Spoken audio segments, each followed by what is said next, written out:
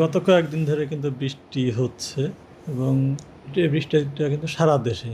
বৃষ্টিটা রিয়েট ছিল প্রথম দিকে আমরা দেখলাম দেশের উত্তরাঞ্চলে বৃষ্টিপাতটা ভারী বৃষ্টি ছিল, পরবর্তীতে দেশের দক্ষিণ পূর্বাঞ্চলে ভারী বৃষ্টি ছিল। এখন বর্তমান যে অবস্থা দেখা যাচ্ছে সেখানে দেশের উত্তর পূর্বাঞ্চলে আগামী ৩-৪ দিন কিন্তু আরও বৃষ্টিপাত হবে, সেই ক্ষেত্রে কোথাও কোথাও ভারী বৃষ্টিপাতের আশঙ্কা রয়েছে এবং সারা দেশে বৃষ্টিটা থাকবে। তবে এই আগামী ৩-৪ দিন দেশের উত্তর পূর্বাঞ্চলে বৃষ্টির পর্যাপ্ত পরিমাণটা বেশি হবে এবং এখনকার যে স্পেলটা এটা বৃষ্টিপাত কিন্তু আগামী সপ্তাহখানেক, এক সপ্তাহ মতো কম বেশি থাকবে। হ্যাঁ, তবে ৩-৪ দিন পরে বৃষ্টিপাতের ইয়েটা কিন্তু অঞ্চল বলি বা বৃষ্টিপাতের তীব্রতা বলি এটা কিন্তু কমে আসবে। তবে আগামী ৩-৪ দিন বৃষ্টিপাতের ইয়েটা দেশের উত্তর পূর্বাঞ্চলে বৃষ্টিপাতের প্রবণতাটা বেশি থাকবে।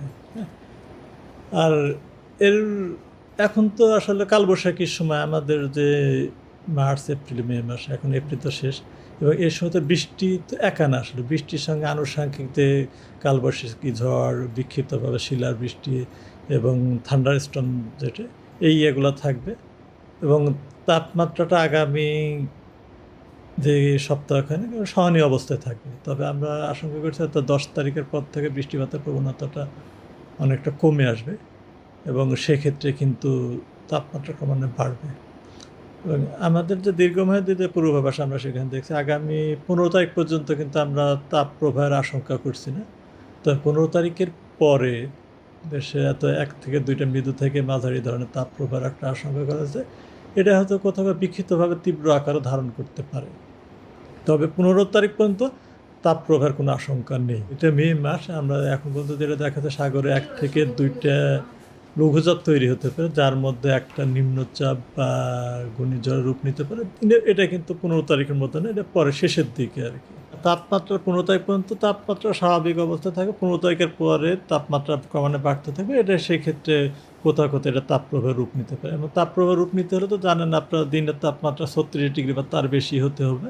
আমরা সেটা আশঙ্কা করছি যে 15 তারিখের পরে সে তাপপ্রবাহটা আসার সম্ভাবনা রয়েছে এবং মাসের শেষ সপ্তাহের দিকে মানে প্রথম আর্ধে, দ্বিতীয় বা তৃতীয় বা চতুর্থ সপ্তাহে আমরা একটা লঘুচাপ আশঙ্কা করছি, সেটা হয়তো নিম্নচাপ বা ঘূর্ণিঝড়ের রূপ নিতে পারে।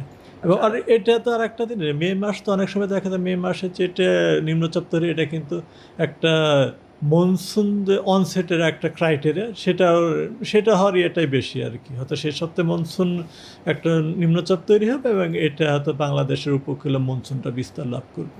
আগামী 3 দিন হয়তো 3-4 দিন বৃষ্টিপাতটা থাকবে।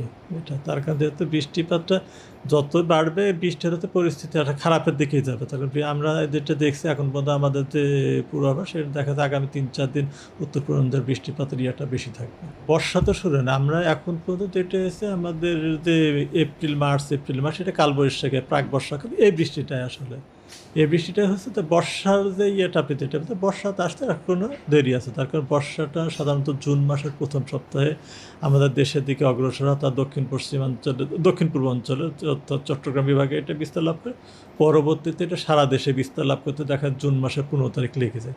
তবে এটা যে বৃষ্টি এটা প্রাক বর্ষার বৃষ্টি আসলে। যেহেতু আমরা এপ্রিল মাসে আমরা ঘূর্ণিঝড় পাই না, মে মাসে আমরা যে আশঙ্কা করছি 15 তারিখ পর্যন্ত ঘূর্ণিঝড়ের ওরকম আশঙ্কা করছি না 15 তারিখের পরে, সেই ক্ষেত্রে আমরা এটা মানে তুলনামূলকভাবে কম